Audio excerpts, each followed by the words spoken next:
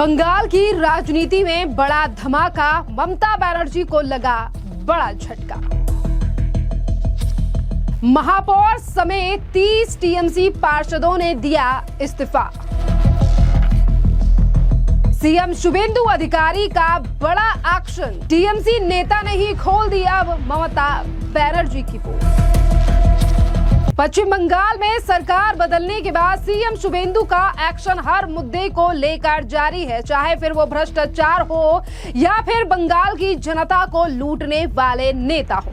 वहीं दूसरी तरफ पश्चिम बंगाल में अब ममता बनर्जी को भी बड़ा झटका लगा है। जी हां, दरअसल आपके लिए बता दें कि जब से बंगाल में टीएमसी चुनाव हारी है, एक एक कर हर नेता ममता बनर्जी का साथ छोड़ रहा है और कई जगहों से ये खबरें आ रही हैं कि अब तो पार्षद भी टीएमसी में रहना नहीं चाहते हैं। और अब ऐसा ही मामला सामने आया है चंदन नगर से, क्योंकि चंदन नगर म्युनिसिपल कॉर्पोरेशन पर टीएमसी का कब्जा अब पूरी तरीके से छिन गया है। और वो इसीलिए क्योंकि चंदन नगर के 33 में से 31 टीएमसी पार्षदों ने, जिनमें मेयर राम चक्रवर्ती भी शामिल हैं, उन्होंने सामूहिक रूप से पद से इस्तीफा दे दिया है और साथ ही चंदन नगर म्युनिसिपल बोर्ड को भंग कर दिया है। सत्ता में परिवर्तन के बाद ये पहला बड़ा मामला है जिसमें किसी म्युनिसिपल बोर्ड का विघटन इस तरीके से हुआ है और उसे यानी कि मेयर राम चक्रवर्ती ने इस्तीफे का कारण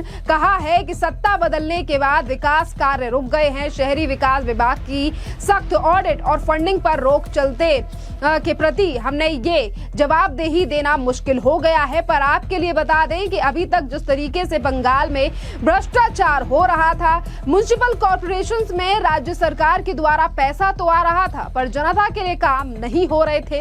और अब मुख्यमंत्री शुभेंदु अधिकारी के द्वारा ऑडिट के साथ साथ तमाम आदेश दिए गए हैं कि जहां पर भी काम होना है वहां की फाइल दी जाए और साथ के साथ ये भी बताया जाए कि आखिरकार क्या कुछ काम हो रहा है, कितने पैसे दिए गए हैं। तो यहाँ पर टीएमसी के पार्षदों और मेयर का यहाँ पर ये कहना कि सरकार बदल गई है इसीलिए हमने इस्तीफा दिया है या फिर पूरे ही निगम को ध्वस्त कर दिया है, इसके पीछे कारण ये है कि अब ममता बनर्जी की सरकार में चली आ रही मनमानी ये मेयर नहीं कर पाएंगे, ये पार्षद नहीं कर पाएंगे और इसीलिए ये इस्तीफा दिया गया है। और चंदन नगर से अब ममता बनर्जी का कोई कब्जा नहीं रहा है, जो कि टीएमसी के लिए बड़ा झटका है।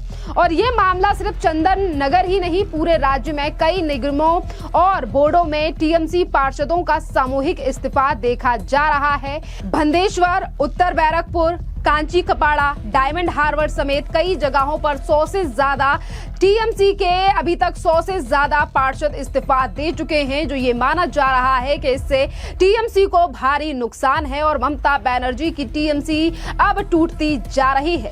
राजनीतिक विश्लेषक इसे टीएमसी में बढ़ते असंतोष और सत्ता विरोधी लहर का संकेत मान रहे हैं। राज्य सरकार अब इन बोर्डों में प्रशासक नियुक्ति करने की प्रक्रिया शुरू कर चुकी है। क्या टीएमसी के लिए यह बड़े पैमाने पर विद्रोह की शुरुआत है या फिर लोकल लीडरशिप का सामूहिक और पलायन है, जिस तरीके से अब पार्षद भी ममता बनर्जी को छोड़ रहे हैं। इसी के साथ साथ आपके लिए बता दें, अभिजीत मजूमदार जो टीएमसी को छोड़ चुके हैं, अब उन्होंने भी ममता बनर्जी की कई मुद्दों पर पोल खोली है और कहा है कि टीएमसी अब तृणमूल मुस्लिम कांग्रेस बन गई है और ममता बनर्जी पर कई मामलों को लेकर अभिजीत मजूमदार ने हमला बोला है। सुनिए क्या कुछ कह रहे हैं अभिजीत मजूमदार। ये इस्तीफा जो दिया है, मेरा मन में बहुत दुख लगा। इसीलिए ना असम तृणमूल कांग्रेस का हम प्रतिष्ठित मेंबर है। एकदम स्टार्टिंग से, जब आज से 20 साल पहले जब टीएमसी असम में हुआ था, उस टाइम में हम टीएमसी फाउंडर मेंबर था। हम चित्तरंजन पटवारी, सपन दत्त और उस टाइम हम लोग 4 एमएलए भी लेके आया। लेकिन आज जो स्थिति है, हम जो देखा है असम में, ये जो असम तृणमूल कांग्रेस पार्टी को, वो लोग असम तृणमूल कांग्रेस मुस्लिम करना चाहता है। क्यों? असम में एक एमएलए चुनाव में जीता है, एक एमएलए हुआ है टीएमसी का, लेकिन वो जो शेरमान अली साहब, वो आज से नहीं, वो 4 दफा वो एमएलए हुआ, उनको जब सब पार्टी से निकाल दिया, कांग्रेस से निकाल दिया, एआई जो वहाँ का जो बदरुद्दीन अजमल का पार्टी है वो से निकाल दिया, उसका बाद राइजो पार्टी से निकाल दिया, उसका बाद जब उनका पास कुछ नहीं है, इलेक्शन का 7 रोज पहले वो तृणमूल कांग्रेस में ज्वाइन किया। वो जीतने का साथ साथ वो है वहाँ का 4 एरिया का जो नदी का 4 एरिया जहाँ मैक्सिमम 95% मुस्लिम है, और उसमें पकड़ लीजिए जो अभी नागरिकत्व तो लिया लेकिन सब बांग्लादेश से आके उधर में बसती बनाया। वो असम का जो रियल मुस्लिम है वो लोग नहीं है, जो गोरिया मुस्लिम वो लोग नहीं है। तो उनको जब तृणमूल में लिया, लेने का साथ साथ कोई भी पार्टी बोला जो उनको लेने से एक भी हिंदू वोट नहीं जाएगा, क्यों? उनका इतना बदनामी है। वो तृणमूल आके एमएलए तो हुआ लेकिन हिंदू वोट तो पूरा खत्म किया। उसका बाद जब विजय के लिए उनको जब संबर्धना दिया, वो बोल रहा है कि हम इसको 4 एरिया में हम 20 एमएलए लेके हम देखा देगा जे सेकेंड एआईयूडीएफ बनाएगा टीएमसी को। तो ये तो बहुत खराब बात है। तो हम जब देखा कि ऐसे होते जा रहा है तो उस टाइम मेरा विवेक बोला बहुत हो गया, और टीएमसी नहीं, इनको छोड़िए। एक संप्रदाय का ऊपर एक पार्टी सांप्रदायिक पार्टी जैसे हो गया, इसीलिए। और इधर में जब आप देखा जे पश्चिम बांग्ला जो मेन है, देखिए बोलता तो है ऑल इंडिया तृणमूल कांग्रेस, आज तक तो देखा नहीं। हम भी इलेक्शन खेला, हम सेंट्रल गुवाहाटी का इलेक्शन खेला, उसमें 10 प्रपोजल देना पड़ा। तो 10 प्रपोजल कब होता है? जब इंडिपेंडेंट कैंडिडेट होता है ना, हम जैसे इंडिपेंडेंट कैंडिडेट खेलेगा तो हमको 10 प्रपोजल है, और कोई भी ऑल इंडिया पार्टी का एक ही प्रपोजल होता है। तो ये तो ऑल इंडिया पार्टी नहीं था, जबरदस्ती बोलते ऑल इंडिया पार्टी है। और पश्चिम बांग्ला में आप देखा है जे ये जो अभय का केस सारा दुनिया को मालूम हो गया, तो ये तो डिफॉल्ट था। और इधर में भी हम देखा जो हिंदू लोग के ऊपर बहुत अत्याचार किया है। अभी सब निकल के आ रहा है ना एक का बात एक। तो मेरा विवेक बोल रहा है कि जब हम हिंदू है और हम पूरा असम में बंगाली का हम लीडर है, उधर जो बंगाली संगठन है सीआरपीसी का हम वाइस चेयरमैन है। तो हम जब सब जगह में हिंदू बंगाली लोग को प्रोटेक्शन दे रहे हैं, हिंदू बंगाली का फेवर में काम कर रहा है, तो अभी पार्टी का जो डिसीजन है हमारा खिलाफ हो गया। तो इसीलिए हम रिजाइन दिया। मेरा विवेक बोला ये टाइम है अब रिजाइन दीजिए। देखिए मैडम, कभी भी रिजाइन का बात एक्सपेल होता है, और एक्सपेल कौन करेगा? हमारा अपॉइंटमेंट लेटर कौन साइन किया है? ममता बनर्जी दीदी से वहाँ का जो इंचार्ज था सुष्मिता दी साइन किया। एक्सपेल लेटर में कौन साइन किया? एक जेनोसाइड। इसका तो मतलब ही नहीं है। हम रिजाइन का बात, एक्सपेल का क्या मतलब होता है? अगर कोई भी लीडर को अगर एक्सपेल करेगा, जो मीडिया इंचार्ज है, जो जनरल सेक्रेटरी असम कांग्रेस, उसको तो नोटिस देना पड़ेगा, उनको तो 15 डेज का आपको शोकत देना पड़ेगा। तो रिजाइन का बात एक्सपेल का कोई मतलब होता ही नहीं। हम तो रिजाइन दिया, सारा दुनिया मालूम है, पूरा इंडिया का सब न्यूज़पेपर में आया, इंडिया का सब जगह में आया। आज हम देखा तमिलनाडु में भी आ गया, केरला में भी आ गया। तो सारा इंडिया मालूम है जो अभिजीत मजूमदार रिजाइन किया, उसका बात एक्सपेल का मतलब नहीं होता। ये जो अभी जो देख रहा है तो इसीलिए आज जो रिजल्ट आया, असम बोलिए, असम छोड़िए, वेस्ट बंगाल में, असम में तो तृणमूल का कुछ नहीं था। जो था, जो हम किया वही तृणमूल है। अब किसी को पूछ लेगा, हम मीडिया चेयरपर्सन होने का बाद तृणमूल का नाम, जो तृणमूल बोल के कोई पार्टी है, वो एक एक घर में हमारा लिए ही मालूम हुआ था। पश्चिम बंगाल का अगर बात करेगा, सबको मालूम है जे ये खुद दीदी भी बोला था जे ये जो गाय दूध देता है उसको ही हम काम करेगा। तो लेकिन थोड़ा ज़्यादा हो गया। अभी क्या हुआ, एक संप्रदाय का ऊपर इतना ये कुछ किया। देखिए ऑल ओवर इंडिया में तो है, मुस्लिम नहीं है तो ऐसा कुछ नहीं है, सब जगह है। लेकिन आप किसी को फेवर के लिए कोई हिंदू को दुख पहुंचेगा, उसका तो फल भोगना ही पड़ेगा। आज नहीं तो कल ये होता। और ओवर कॉन्फिडेंस जे हम लोग का साथ 33% मुस्लिम वोट है, हम जीत जाएगा, जो इच्छा वो करो, दुर्नीति करो, चोरी करो, डकैती करो, जो इच्छा करो, ये होता नहीं। तो ये तो चेंज होने वाला था, आया। और अभी एक चीज तो देखा ना, जे अभी हिंदू लोग कितना स्वाधीन है, सब आके बोल रहा है जे कितना ये किया, शाहजहां कितना खराब काम किया। उधर में जो अभिषेक का जो एरिया है डायमंड हार्बर में किस टाइप का लड़की लोग का साथ अत्याचार किया। अरे भगवान है, अगर मुस्लिम का बोलेगा अल्लाह भी है।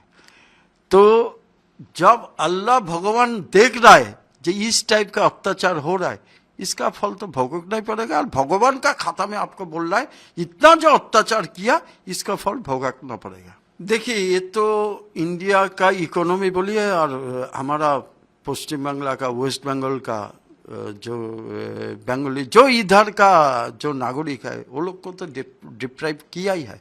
ये जो बांग्लादेश से आया, बांग्लादेश का आदमी इधर आके सिर्फ वोट के लिए, चुनाव के लिए वो लोग को आधार कार्ड कर दिया, पैन कार्ड कर दिया, वो लोग को घर बना दिया। और आपका रोहिंग्या लोग को भी आप देखा है जो गुलशन कॉलोनी में किस टाइप का किया।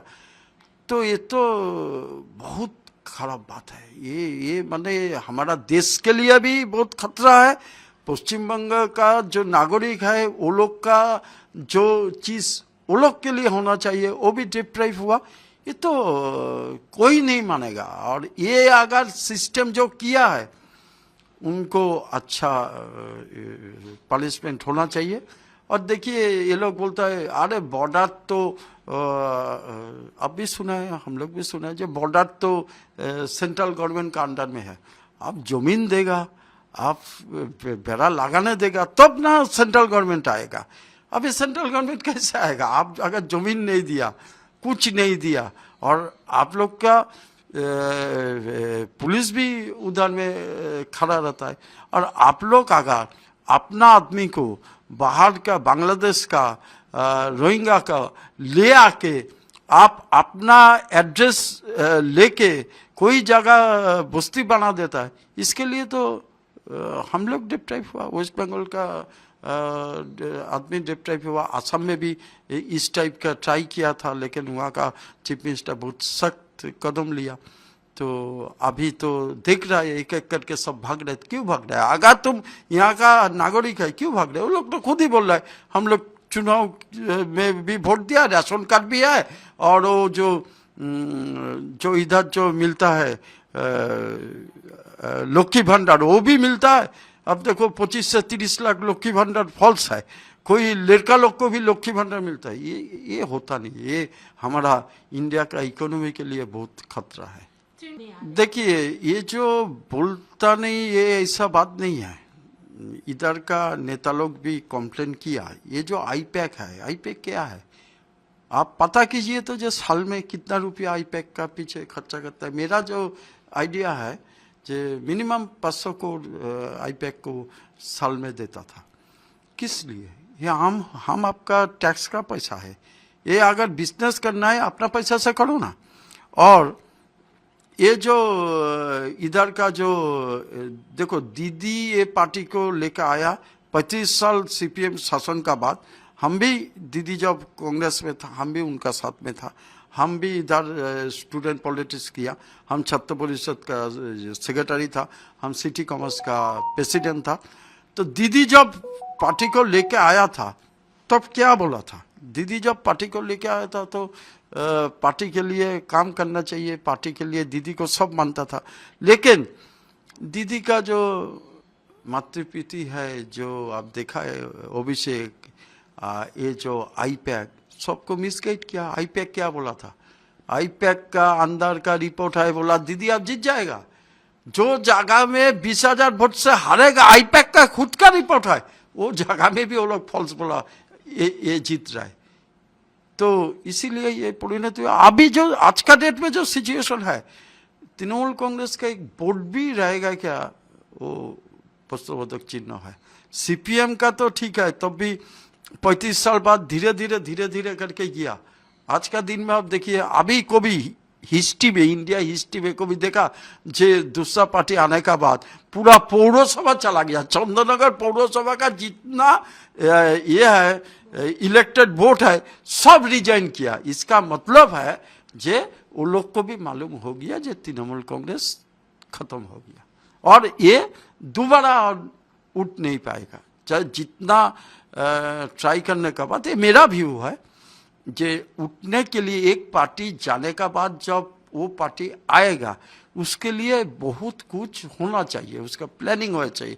आज सीपीएम जो भूल किया, उसका नेक्स्ट जनरेशन नहीं किया। सब आदमी का एज हो गया, नेक्स्ट जनरेशन नहीं है, सीपीएम आ नहीं पा रहे। तृणमूल कांग्रेस का इतना बड़ा वो लोग केलेंकरी किया, इतना बड़ा घबला किया। हर एक जगह एक पंचायत मेंबर का 5 तला बिल्डिंग है, जो गाड़ी चला रहा है उसका घर से 5 करोड़ मिल रहा है। ये लोग का आइडिया नहीं है जी इकोनॉमी क्या होता है, टैक्स क्या होता है, किसको देना पड़ेगा, किसका पैसा खाएगा, वो आइडिया भी नहीं है।